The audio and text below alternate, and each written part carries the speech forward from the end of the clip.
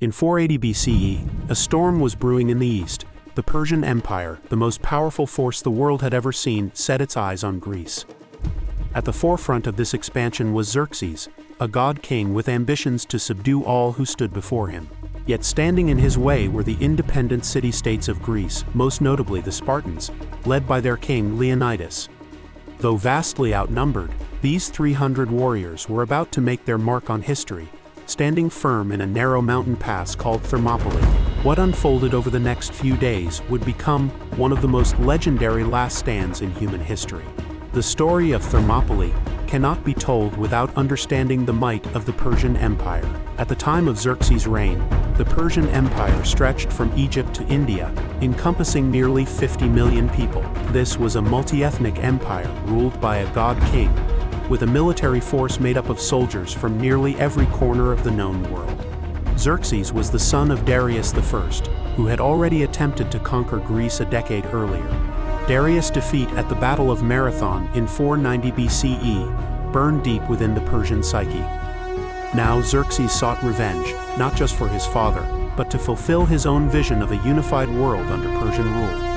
The Persian military was vast, composed of elite troops like the Immortals, archers, cavalry, and foot soldiers. In contrast, Greece was a fractured land with city-states like Athens, Sparta, and Thebes often at odds with one another.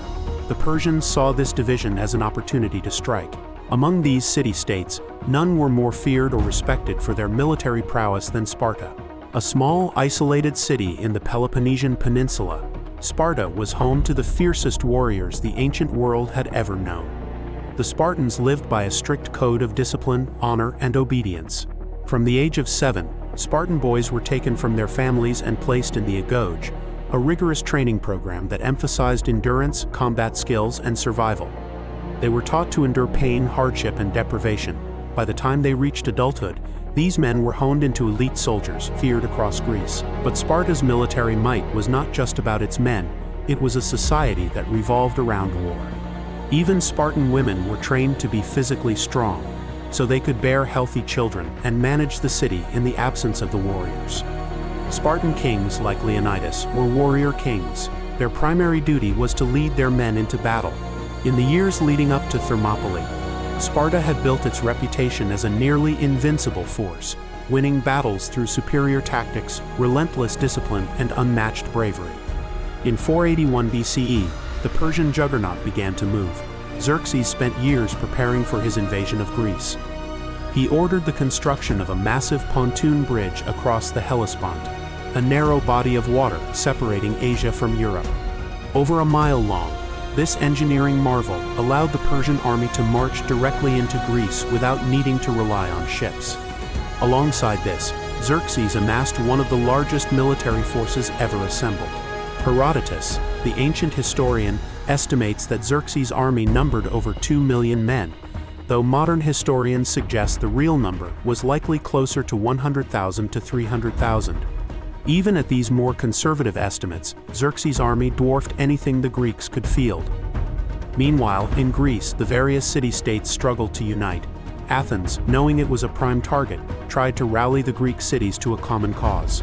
But it was Sparta, under King Leonidas, that answered the call with the full might of its warrior elite. Thermopylae was not chosen by accident. Leonidas knew that the Persians' advantage in numbers would be negated by the narrow pass, where only a small portion of Xerxes' forces could engage at any one time.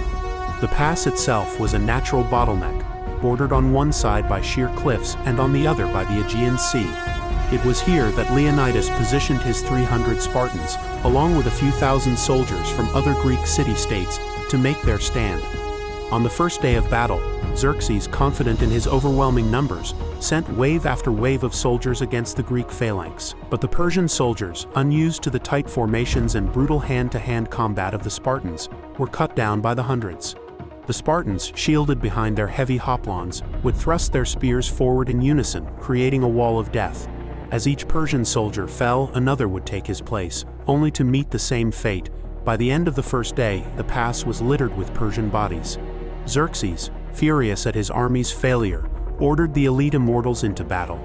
But even they, with their superior training and equipment, could not break through the Spartan line.